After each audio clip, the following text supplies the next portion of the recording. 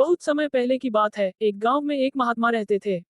आसपास के गांवों के लोग अपनी समस्याओं और परेशानियों के समाधान के लिए महात्मा के पास जाते थे और संत उनकी समस्याओं, परेशानियों को दूर करके उनका मार्गदर्शन करते थे।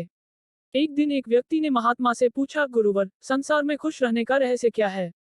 महात्मा ने उससे कहा कि तुम मेरे साथ जंगल में चलो, मैं तुम्हें खुश रहने का रहस्य बताता हूँ।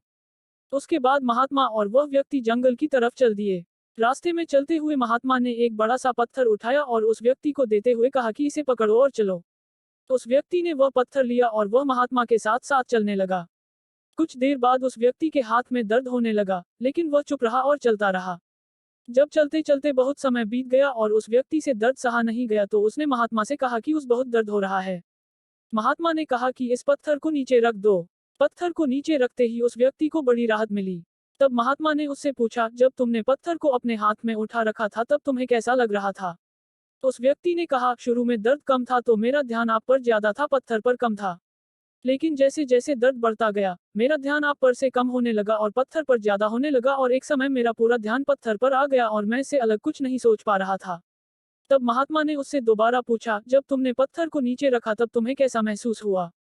इस पर उस व्यक्ति ने कहा, पत्थर नीचे रखते ही मुझे बहुत राहत महसूस हुई और खुशी भी महसूस हुई। तब महात्मा ने कहा कि यही है खुश रहने का रहस्य। इस पर वह व्यक्ति बोला, गुरुवर, मैं कुछ समझा नहीं। तब महात्मा ने उसे समझाते हुए कहा, जिस तरह इस पत्थर को थोड़ी देर हाथ में उठाने पर थोड़ा सा दर्द होता है, थोड़ी और ज्यादा देर उठाने पर थोड़ा और ज्यादा दर्द होता है, और अगर हम इसे बहुत देर तक उठाए रखेंगे तो दर्द भी बढ़ता जाएगा।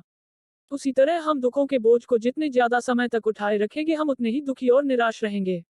ये हम पर निर्भर करता है कि हम दुखों के बोझ को थोड़ी सी देर उठाए रखते हैं या उसे जिंदगी भर उठाए रहते हैं। इसलिए अगर तुम खुश रहना चाहते हो तो अपने डेक रूपी पत्थर को जल्दी से जल्दी नीचे रखना सीख लो, और अगर संभव हो तो उसे उठाओ ही नहीं। तो दोस्तों, इस कहानी से हमें ये शिक्षा मिलती है कि यदि हमने अपने डेक रूपी पत्थर को उठा रखा है तो शुरू में हमारा ध्यान अपने लक्ष्यों पे ज्यादा तथा दुखों पर कम होगा। लेकिन अगर हमने अपने डेक रूपी पत्थर को लंबे समय से उठा रखा है तो हमारा ध्यान अपने लक्ष्यों से हटकर हमारे दुखों पर आ जाएगा। और तब हम अपने दुखों के अलावा कुछ नहीं सोच पाएंगे और अपने दुखों में ही डूबकर परेशान होते रहेंगे और कभी भी खुश नहीं रह पाएंगे।